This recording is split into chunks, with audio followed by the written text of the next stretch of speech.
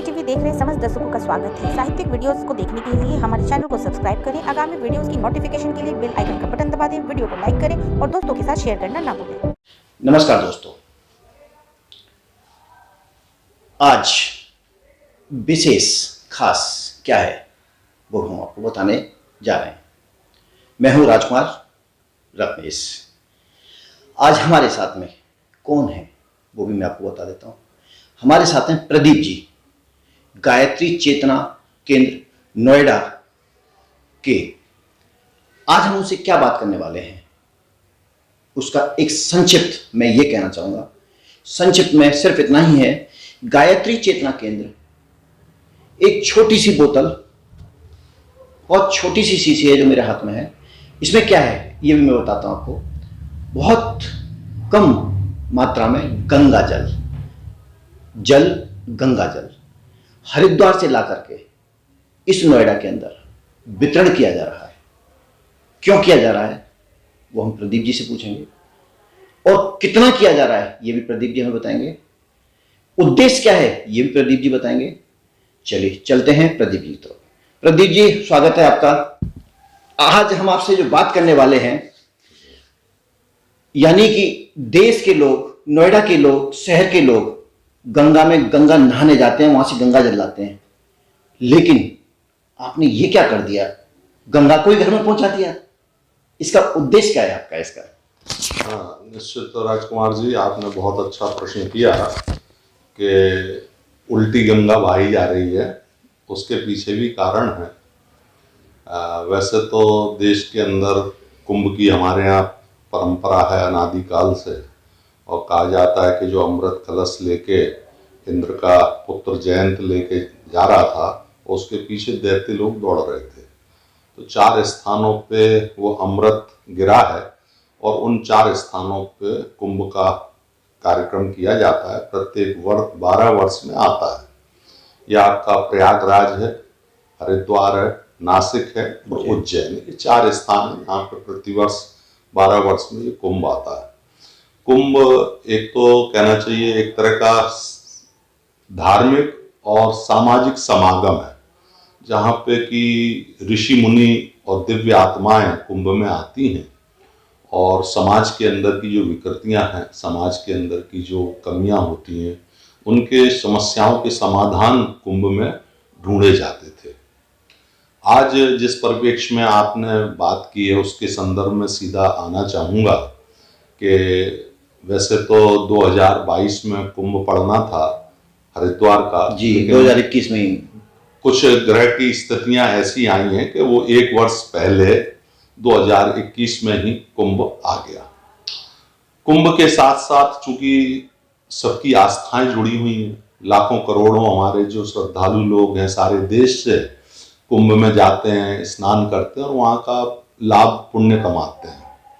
लेकिन वर्तमान में जो परिस्थितियां देश में हैं, कोरोना काल है, और कोरोना काल में जिस तरह की गवर्नमेंट की भी रिस्ट्रिक्शन लगे हुए हैं कि भाई कहीं पे भी भीड़ इकट्ठी न की जाए, और कुंभ में तो देखा जाए सारे देश से लाखों श्रद्धालु आते हैं जी। और प्रत्येक स्नान में लोग पहुंचते हैं।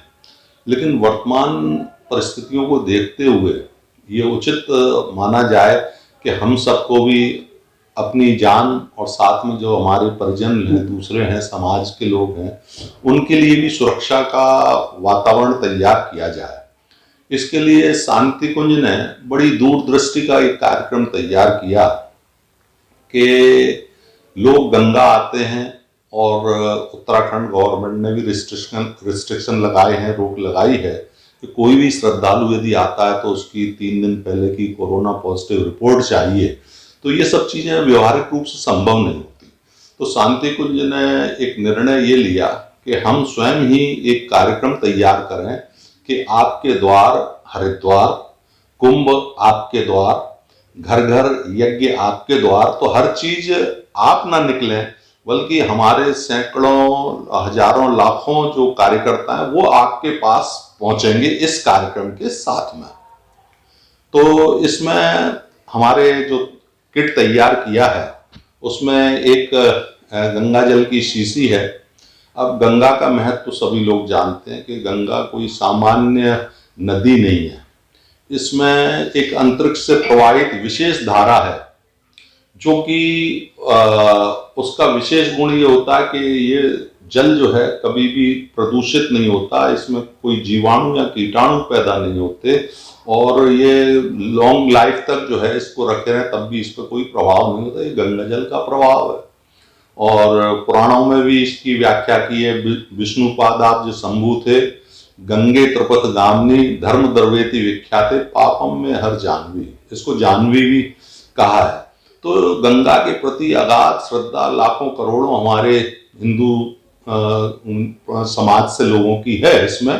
तो इस गंगा जल को हमने तैयार किया है। इस समय जब हम आपसे बात कर रहे हैं 20 लाख से ज्यादा किट सारे देश में गए हैं और हमारे कार्यकर्ता घर घर जाके इसको दे रहे हैं। इसमें गंगा जल के साथ में एक विशेष पुस्तक है जो तैयार की है हमने, कुंभ महापर्व 2021। इसमें कुंभ की महत्ता दी गई है, इसमें गंगा की महत्ता दी गई है, और साथ ही साथ शांति कुंज हरिद्वार जो इस कार्यक्रम को संचालित कर रहा है, और उसके लिए भी विशेष अवसर ये है कि हम शांति कुंज के 50 वर्ष पूरे कर लिए। स्वर्ण जयंती वर्ष भी हम लोग शांति कुंज का मना रहे हैं, तो इसको भी हमने जोड़ा हुआ है। तो शांति कुंज की महत्ता, तो इस कार्यक्रम को जन जन तक पहुंचाने का एक तात्पर्य है कि हमारे जो परिवार हैं वो देव परिवार बने। देव परिवार से मतलब ये है कि जहाँ पे कुरीतियां ना हो, जहाँ अंधविश्वास ना हो, जहाँ पे मूढ़ मान्यताएं ना हो, विवेकशील व्यक्ति हों, अच्छे संस्कारवान बच्चे हों, इन सबको लेके देव परिवार का गठन करने का है। तो उसमें हमने एक देव स्थापना चित्र लिया है। इस देव स्थापना चित्र में माँ गायत्री, परम पूज्य गुरुदेव, परम वंदनीय माता जी, ये तीनों चीजें इस चित्र में दी गई हैं। तो देव स्थापना चित्र को पूजा स्थल पर इस देव स्थापना चित्र को स्थापित करना, गंगा जल का महत्व बताते हुए, अभी कुंभ के कई स्नान अभी शेष हैं अप्रैल माह तक, तो इस जल को प्रत्येक व्यक्ति, श्रद्धालु जो हरिद्वार नहीं जा सकते, प्रत्येक कुंभ स्नान पे एक एक ड्रॉप भी पानी यदि हम अपने उसमें डाल के स्नान कर लेते हैं और ये भाव कर लेंगे कि हमें कुंभ का जब वहां जाते डुबकी लगाते तो घर रहते ही हमारी ये व्यवस्था बना दी गई है। तो ये कार्यक्रम है। इसके साथ एक संकल्प पत्र हमने तैयार कराया हुआ है। उस संकल्प पत्र का उद्देश्य ये है कि जब तक व्यक्ति संकल्पों से नहीं जुड़ता तब तक अधूरी रहती चीज। तो ये संकल्प पत्र तैयार कराया है देव परिवार के साथ में, उसके पूरे नाम, पता, एड्रेस, और साथ में कौन कौन से संकल्प लेगा। जैसे बलि वैश्य होता है, बलि वैश्य का मतलब होता है भोजन करने से पहले एक अंश जो है अपने परिवार के जो कुत्ते होते हैं, गाय होती है, उनके लिए निकाल के रख देना। अग्नि को समर्पित करके भोजन को प्रसाद बना के ग्रहण करना, तो ये बलि वैश्य। सूर्य को अर्घ देना, प्रत्येक दिन अर्घ देना, नियमित उपासना, साधना, आराधना का क्रम चलाना। तो इन संकल्पों के साथ में इस गंगा जल को देना, इस पुस्तक को देना, और प्रत्येक माह प्रत्येक दिन हर व्यक्ति, हर साधक 2 घंटे का समय समाज के कल्याण के लिए समर्पित करेगा। तो ये बहुत ही महत्वपूर्ण योजना है और इसके इतने सार्थक परिणाम आ रहे हैं कि अभी तक 24 लाख साधकों तक जो नए परिवार हैं, गायत्री परिवार को छोड़ के, उन तक हमारी ये योजना पहुंच चुकी है। और आने वाला भी 1 महीना और है कुंभ का, तो ये संख्या काफी आगे बढ़ सकती है, ऐसी उम्मीद है। और इनके दूरगामी बहुत अच्छे परिणाम समाज के अंदर जाएंगे कि हमारी कन्या भ्रूण हत्या है, दहेज की समस्या है, और जाति पाति की है, ऊंच नीच की है। तो ये समाज के अंदर जितनी विसंगतियां हैं उनको दूर करके प्रगतिशील समाज की स्थापना हो। और ये प्रगतिशील समाज की स्थापना केवल और केवल संस्कारवान देव परिवार ही कर सकते हैं। तो ऐसे देव परिवारों का चयन करके उनको आगे बढ़ाना। बहुत अच्छी और बड़ी बात कही। हमने बचपन में पढ़ा है, मन चंगा कटौती में गंगा, बूंद बूंद से सागर बनता है। यानी एक गंगा जल की एक बूंद आपकी काया को, आपके विचारों को किस तरह से बदल सकती है। तो आपके पास में एक गायत्री परिवार आपको घर घर पर गंगा आपके द्वार ला रहा है, जबकि ऐसी सोच समाज में बहुत कम मिलती है। आप वहां जाने से बचें। आपको बहुत सारी चीजों से बचने के लिए, आपको स्वस्थ रखने के लिए, आपको दीर्घायु रखने के लिए, आपको विकारों से मुक्त रखने के लिए एक ऐसा संकल्प गायत्री चेतना केंद्र ने लिया है, जो वास्तव में ऐसा अकल्पनीय कार्य कोई कर सकता है तो सिर्फ ऐसे ही लोग कर सकते हैं जो सिर्फ समाज में देते हैं और देते रहते हैं। हम आपसे ये भी जानना चाहेंगे, आपने बताया 24 लाख लोग इसका लाभ उठा चुके हैं। इसका लक्ष्य क्या है? कितने करोड़, ये इस तरह से अगर हम चलते रहेंगे तो करोड़ों में संख्या पहुंच जाएगी। निश्चित तौर पे ये इसमें इतने उत्साहवर्धक परिणाम आ रहे थे कि जिन हमारे कार्यकर्ताओं ने संकल्प लिए कि हम 108 घरों में ही कर लेंगे, तो उन्होंने 1 माह के अंदर अपना लक्ष्य पूरा कर लिया और अभी हमको 1 महीना पूरा अभी हमारे पास और है। तो उम्मीद ये है कि 51 लाख नए लोगों तक हम लोग प्रवेश कर जाएंगे यदि इसी रफ्तार से हमारा ये अभियान चलता रहा। और समाज में जहां भी जाते हैं इसके रिस्पॉन्स जो है कोरोना काल के होते हुए भी बड़े अनुकूल हमको जो उनका सहयोग मिल रहा है और लोगों के अंदर है कि हमारे यहाँ भी आइए, हमको भी गंगा जल दीजिए, हम भी इस महाअभियान में संकल्प के लिए आगे बढ़ते हैं। तो बहुत अच्छे सकारात्मक परिणाम इसके हम सबको मिल रहे हैं। और इसका हमारा दूरगामी एक और उद्देश्य है कि वर्ष 1926 में हम लोग अखंड द्वीप की जन्म शताब्दी और परम वंदनीय माता जी भगवती देवी शर्मा उनकी भी जन्म शताब्दी मनाने जा रहे हैं। तो 1926 तक हम अपने संगठन को कई गुना विस्तार दे सकें, ताकि जो भी परिवर्तन, जो क्रांतिकारी आने वाले समय में परिवर्तन होना व्यक्ति के, समाज के, राष्ट्र के अंदर, उसमें इन देव परिवारों की बहुत सक्रिय भूमिका हो और वो सारी चुनौतियों से, सामाजिक विकृतियों से संघर्ष कर सकें, उन पर विजय प्राप्त कर सकें। आप थे प्रदीप जी हमारे साथ, लेकिन अभी हम एक बात और जानना चाहेंगे।